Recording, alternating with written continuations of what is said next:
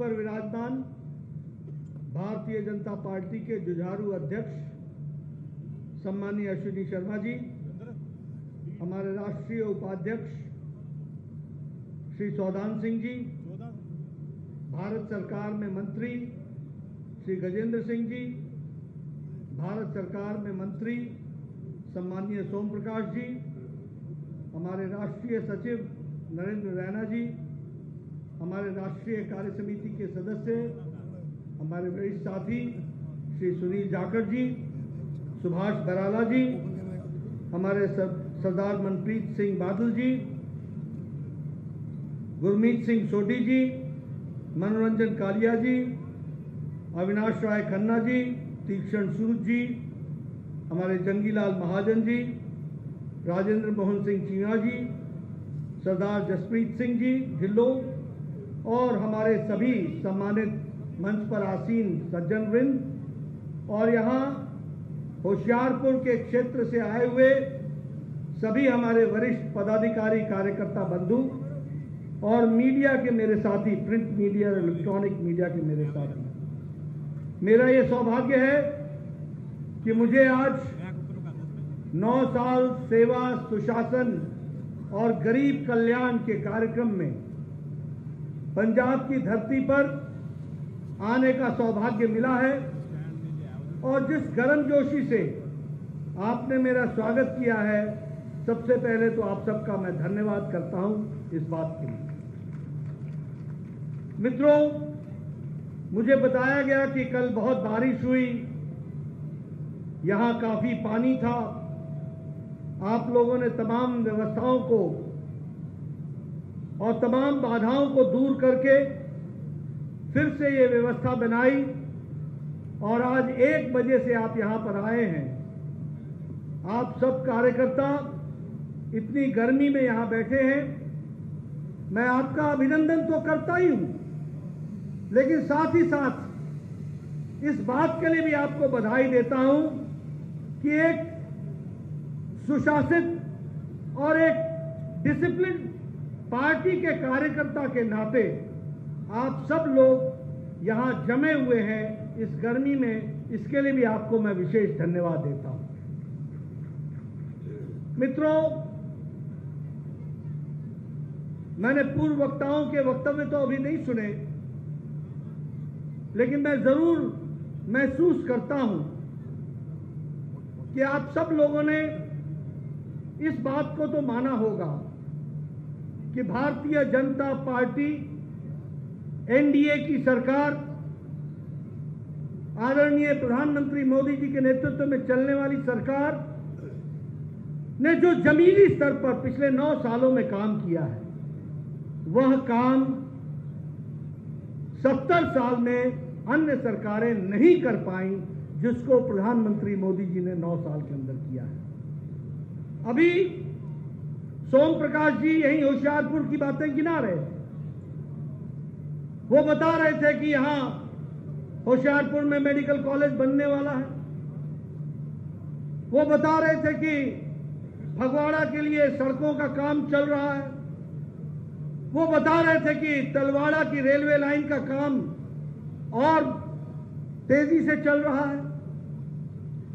यह सिर्फ होशियारपुर में नहीं चल रहा, यह सारे देश में चल रहा है और भारतवर्ष में इंफ्रास्ट्रक्चर में एक क्रांति आ रही है। इस बात को भी हमको ध्यान में रखना चाहिए।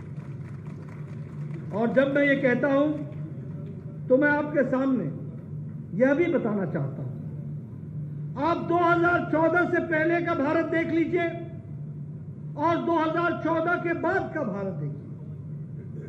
2014 से पहले पॉलिसी पैरालिसिस वाला भारत था, नीतिगत निर्णय नहीं लेना यही नीति थी, काम को लटकाना, अटकाना, भटकाना यह एक तरीके की संस्कृति थी। काम को लटकाते हुए बहाने लगाना यह राजनेताओं का चाल चरित्र हो गया। देश का भ्रष्टाचार में उन देशों में नाम शामिल था जो one of the most corrupt states के रूप में जाने जाते हैं। भ्रष्टाचार के नाम पर जाने जाते थे, भारत का नाम उसमें भी अंकित था। लेकिन 2014 के बाद आदरणीय प्रधानमंत्री मोदी जी के प्रधानमंत्री बनने के बाद सिर्फ विकास ही नहीं हुआ, देश आगे ही नहीं बढ़ा, देश के काम करने की संस्कृति भी बदल गई, कल्चर भी बदल गया। इसको भी हमको ध्यान में रखना चाहिए। आज हमारी पार्टी का कोई भी कार्यकर्ता खड़ा होता है तो बड़े स्वाभिमान से बोलता है, हमने ये किया, हमारा ये हुआ, हमने ये काम करके दिया, ये काम हो करके रहा है। ये वंशवाद से निकलकर विकासवाद की कहानी आदरणीय मोदी जी ने राजनीतिक संस्कृति के बदलने का परिणाम है। ये वंशवाद से निकलकर, ये वोट बैंक पॉलिटिक्स से निकलकर डेवलपमेंट की पॉलिटिक्स, रिपोर्ट कार्ड की पॉलिटिक्स, जो कहा है वो किया है, जो कहेंगे वो करेंगे, जो नहीं कहा है वो भी करके देंगे, ये नई संस्कृति को पैदा किया तो आदरणीय प्रधानमंत्री मोदी जी ने पैदा किया। और यही नतीजा है कि आज 9 साल के अंदर सशक्त भारत, समृद्ध भारत, प्रगतिशील भारत आज दुनिया के सामने खड़ा है। ये परिवर्तन आ गया। और जब हम कहते हैं तो प्रधानमंत्री मोदी जी ने ऐसे ऐसे फैसले लिए, ऐसे कठोर फैसले लिए, और वो सारे फैसले भारत की 140 करोड़ की जनता को ध्यान में रखकर किया। और इसके साथ साथ लोगों का सशक्तिकरण, गांव, गरीब, वंचित, पीड़ित, शोषित, दलित, किसान, युवा, हमारी माताएं, बहनें, इनकी अगर किसी ने चिंता की तो वो आदरणीय प्रधानमंत्री मोदी जी ने की। ये भी हमको ध्यान में रखना चाहिए। अगर हम गांव की बात करें, प्रधानमंत्री ग्रामीण सड़क योजना में 3 लाख से ज्यादा किलोमीटर की सड़क बन गई। अगर हम गांव की बात करें, 5 लाख से ज्यादा कॉमन सर्विस सेंटर गांवों में खुल गए। अगर हम गांव की बात करें तो ऑप्टिकल फाइबर लाखों के हिसाब से गांव में पहुंच गया, लाखों किलोमीटर के हिसाब से। एक सशक्त भारत। कभी हमारा युवा सोच सकता था कि गांव में बैठ करके कॉमन सर्विस सेंटर से भारत की और प्रदेश की सारी सुविधाओं का उपयोग कर सकेगा? कभी हमारे युवा ने सोचा था कि गांव में बैठ करके वो इंटरनेट से अपना काम चला पाएगा? कभी उसने सोचा था कि गांव में भी वाईफाई का उपयोग कर सकेगा? आज गांव प्रगतिशील गांव बनने की तरफ अग्रसर है।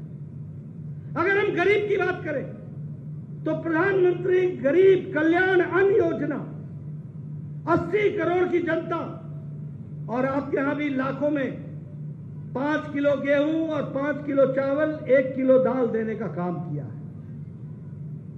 कोरोना के दौरान कोई भूखा न सो जाए, आदरणीय प्रधानमंत्री जी ने इसकी चिंता की। और इसी चिंता के साथ साथ उन्होंने कोशिश की कि कोई भी गरीब के भोजन की कमी न रहे, इसकी उन्होंने चिंता की। और जब इसकी उन्होंने चिंता की तो प्रधानमंत्री गरीब कल्याण अन्न योजना चलाई। प्रधानमंत्री गरीब कल्याण अन्न योजना का फर्क क्या पड़ा?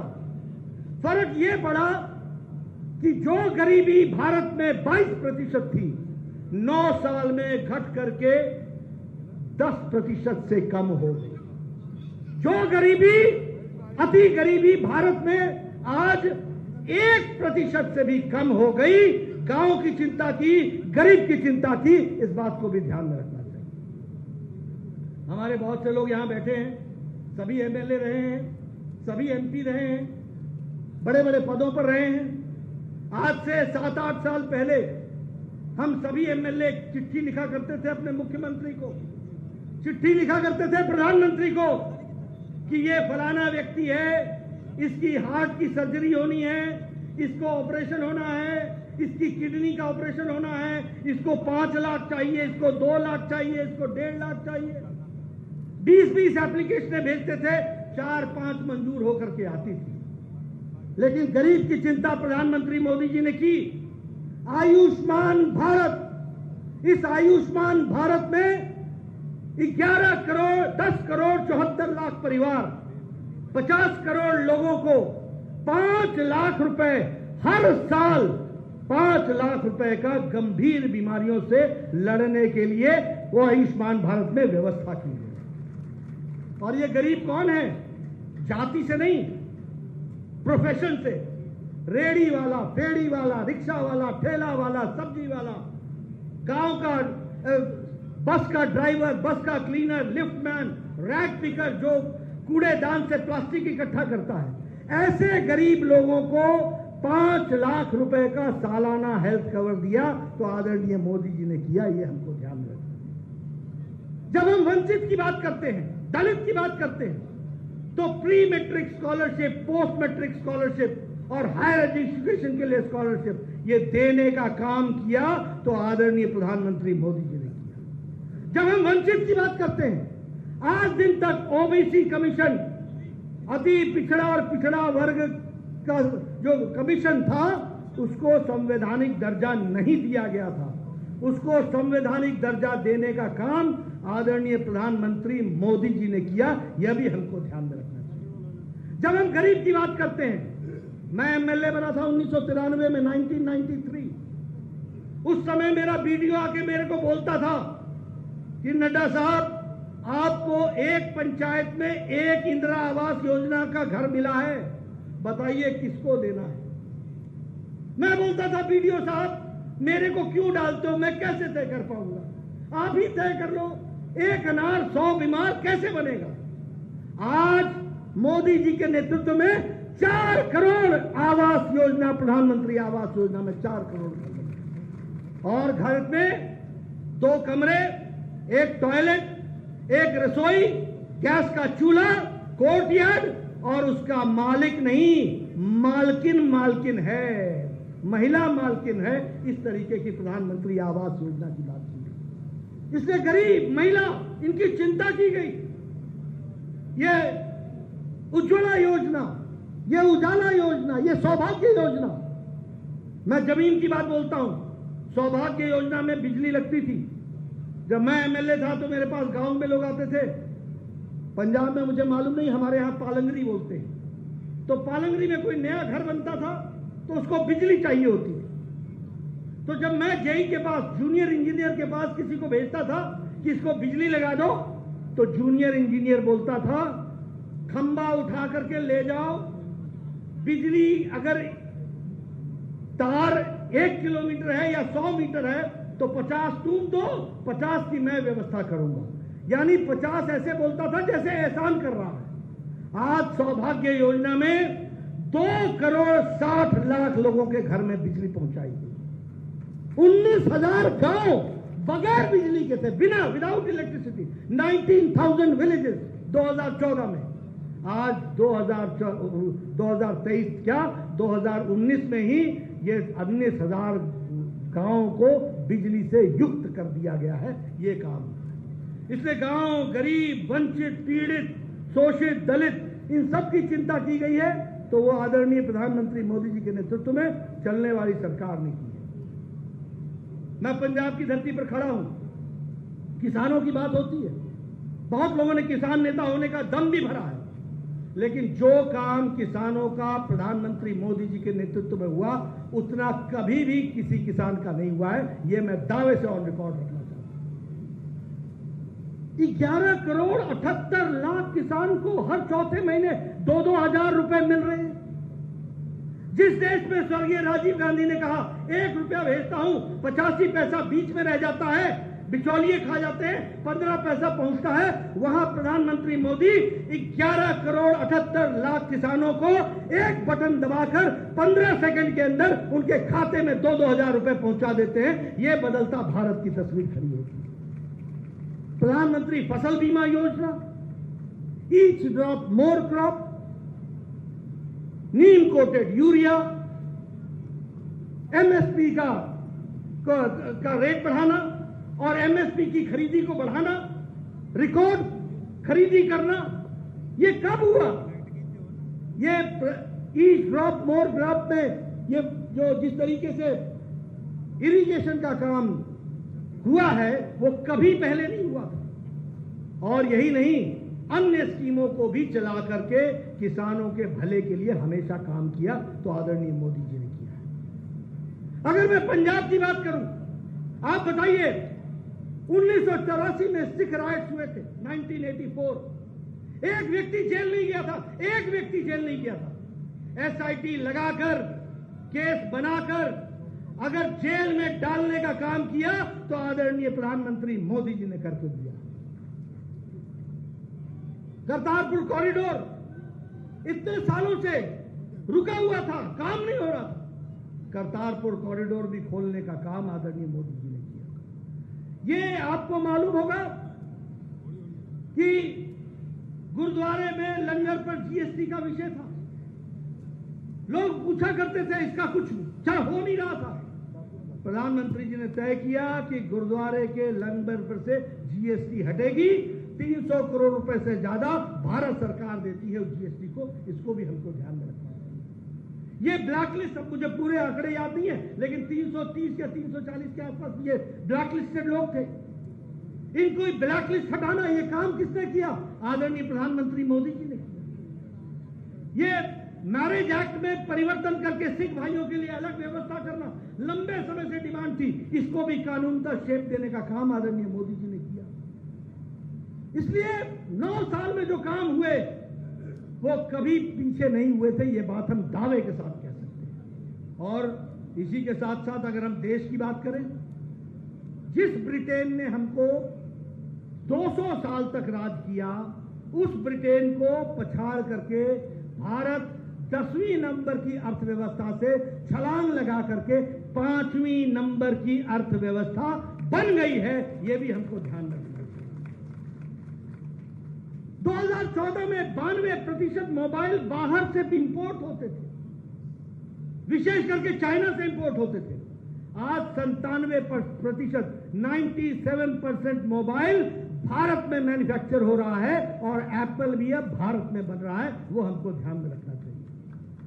ऑटोमोबाइल मार्केट में हम जापान को पिछाड़ के 3रे नंबर पर खड़े हो गए। अमेरिका की इकोनॉमी, इंग्लैंड की इकोनॉमी, 8% से ज्यादा इन्फ्लेशन, 8% से ज्यादा इन्फ्लेशन, और ग्रोथ रेट 2%, 4%, 3%। भारत, जिसे अब दुनिया कह रही है, मॉर्गन स्टैनली के रिपोर्ट ने यह कहा है कि भारत का विकास दर 7.2% पर बढ़ रहा है। उसी तरीके से जैसे मैंने कहा, international monetary fund, world bank, सब लोग ये मानते हैं कि आज भारत की अर्थव्यवस्था मजबूती की ओर खड़ी है और यह ब्राइट स्पॉट दिख रहा है, ये उज्जवल भविष्य दिख रहा है। ये बात लोग दुनिया में कह रहे हैं। इसलिए विकास की बात ले लो, दुनिया की बात ले लो, हर दृष्टि से आप देखिए। अभी बहुत सी बातें की गई। कभी हम लोगों ने ये सोचा था कि कोई ऑस्ट्रेलिया का प्रधानमंत्री हमारे प्रधानमंत्री को कहेगा Modi you are the boss, Modi you are the boss? ये ऐसे ही नहीं हुआ है। प्रधानमंत्री जी ने विदेश में 100 ट्रिप्स लगाए, 60 देश घूमे, लोगों से रिश्ता बनाया, भारत की छाती तय की। भारत अपने इंटरेस्ट के साथ काम करता है और वो देश को दिशा देता है, दुनिया को भी दिशा देने की ताकत रखता है। ये छवि भारत की बनी है। ये पपुआ न्यू गिनी के प्रधानमंत्री पांव छुए, ये छोटी घटना नहीं है। सबसे बड़ा सम्मान फिजी के प्रधानमंत्री आकर के प्रधानमंत्री जी को दे। न्यूजीलैंड का प्रधानमंत्री न्यूजीलैंड से उड़ करके सिडनी में आकर के प्रधानमंत्री जी से मिले। जो बाइडेन ये कहे कि अगले महीने आप आ रहे हो, आपको हम स्टेट डिनर दे रहे हैं, मैं आपका ऑटोग्राफ चाहता हूं, और लोग मेरे से कंप्लेन कर रहे हैं कि मोदी जी के डिनर में हमें क्यों नहीं इनवाइट किया, हम भी मोदी जी से मिलना चाहते हैं। ये भारत की छवि बन गई। पूर्व प्रधानमंत्री कैमरून ये कहता है कि चाय वाला has become the prime minister of India and time is not far when a person from Indian origin will become the prime minister of great Britain. और आज ऋषि सुनक वहां के प्रधानमंत्री बने हैं, ये भी हमको ध्यान में रखना चाहिए। तो भारत की छवि हर दृष्टि से गांव गरीब की बात मैंने की, मैंने विकास की बात की, मैंने देश में आर्थिक स्थिति की बातचीत की। लेकिन दुख के साथ मुझे कहना पड़ता है कि जब प्रधानमंत्री मोदी जी देश की छवि को बनाने के लिए बढ़ रहे हैं, ये अभी यूक्रेन वॉर हुआ, सप्लाई चेन टूटी, सप्लाई चेन का प्रॉब्लम आया, भारत ने अपने इंटरेस्ट को ध्यान में रख करके इंटरनेशनल स्टैंड लिया। और जब हमारे बच्चे वहां फंसे थे तो अकेले प्रधानमंत्री थे जिसने पुतिन से भी बात की, ज़ेलेंस्की से भी बात की, दोनों को बात करके युद्ध रुकवा करके 22,000 बच्चों को वापस स्वदेश लेकर के आए, सुरक्षित लेकर के आए। ये भी हमने देखा। ये सब परिस्थितियां बदली हैं, लेकिन दुख के साथ कहना पड़ता है जब देश की छवि को, भारत की छवि को मोदी जी दुनिया में चमका रहे हैं तो हमारे राहुल गांधी, कांग्रेस के युवराज, देश की छवि को बिगाड़ने के लिए अग्रसर हो रहे हैं। बताओ, इनको मालूम ही नहीं है कि इनके दादी ने इमरजेंसी लगाई थी और ये लंदन से जाकर के गुहार लगा रहे हैं कि Indian democracy is in danger, बचाओ। अरे वो बचाएंगे जिन्होंने हमारे ऊपर 200 साल राज किया, और तुम बचाओगे जिसकी दादी ने इमरजेंसी लगा दी। और तुम डेमोक्रेसी की बात करते हो, जिसको कोर्ट भी लताड़ता है तुम्हारे शब्दों को, फिर भी भारत की जनता उसको सुनती है और सहन करती है। इससे ज्यादा प्रजातंत्र क्या हो सकता है? तुम भारत की संस्कृति का मजाक उड़ाते हो, खिल्ली उड़ाते हो। कहना नहीं चाहिए लेकिन मैं याद दिलाऊंगा, ये सेंगोल जो सी राजगोपालाचारी जी ने मठ की पूजा करा करके दिल्ली में एरोप्लेन से 1947 में 14 अगस्त को लेकर पूजा पाठ के साथ उस मठ के अपने सभी संतों के साथ वो सेंगोल जवाहरलाल नेहरू जी को दिया था। और उस सेंगोल का मतलब था सेवा का प्रतीक, राष्ट्रीयता का प्रतीक, राष्ट्र धर्म का प्रतीक, एकता का प्रतीक और राष्ट्र को सर्वोच्च रखने का प्रतीक। वो सेंगोल जो प्रधानमंत्री उस समय जवाहरलाल नेहरू जी को दिया गया था, उसको उन्होंने इलाहाबाद में पहले आनंद भवन में और बाद में इलाहाबाद के म्यूजियम में वॉकिंग स्टिक के तरीके से रख दिया गया। और जब मोदी जी ने उसी सेंगोल को निकालकर वही मठ से पूजा पाठ करा के वही सेंगोल को लेकर 140 करोड़ के देश में नए स्वाभिमान का प्रतीक अपना पार्लियामेंट नया जो बना है उसमें स्पीकर के गद्दी के पीछे लगाने के लिए गए और उसको शास्त्रांग दंडवत किया, तो राहुल गांधी उसकी खिल्ली उड़ा रहे हैं। अरे तुम्हारे दादा ने तो तुम्हारे परनाना ने तो उसको वॉकिंग स्टिक बना दिया था, और वो सेंगोल आज भारत के स्वाभिमान का प्रतीक, पार्लियामेंट 140 करोड़ के देश का पार्लियामेंट, उसके स्पीकर के गद्दी के पीछे सेवा का प्रतीक, राष्ट्रीयता का प्रतीक, राष्ट्र धर्म का प्रतीक, वो सेंगोल वहां पर विराजमान है। ये संस्कृति के लिए आदरणीय मोदी जी ने काम करके दिया। ऐसी कितनी घटनाएं मैं बता सकता हूं। कहां पहुंच गए? कुछ बातें और भी मैं करना चाहूंगा। एक बात और बताना चाहता हूं मित्रों, ये अकेली भारतीय जनता पार्टी है जो विचारों से युक्त है, जो कैडर से लैस है और जिसके पास जनता की फॉलोइंग है। बाकी सारी पार्टियां वैचारिक दृष्टि से शून्यता की ओर चली गई। और मैं बड़ी जिम्मेवारी के साथ कह रहा हूं, अगर कांग्रेस पार्टी कम्युनिस्टों के साथ मिलकर के चुनाव लड़ती है तो वैचारिक शून्यता नहीं है तो और क्या है? क्या है ये? बाकी सारी पार्टियां आप देखेंगे तो वो परिवार की पार्टियों में सीमित हो गई है। ये अकेली भारतीय जनता पार्टी है जो विचार युक्त है।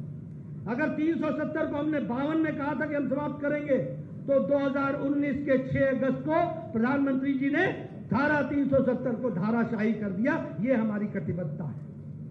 अगर हम बात करें राम जन्मभूमि की, पालमपुर में अगर हमने कहा कि राम जन्मभूमि बनेगा, हमारे विरोधी हमको चिढ़ाते थे, रामलला हम आएंगे, मंदिर वहीं बताएंगे, तिथि नहीं बताएंगे।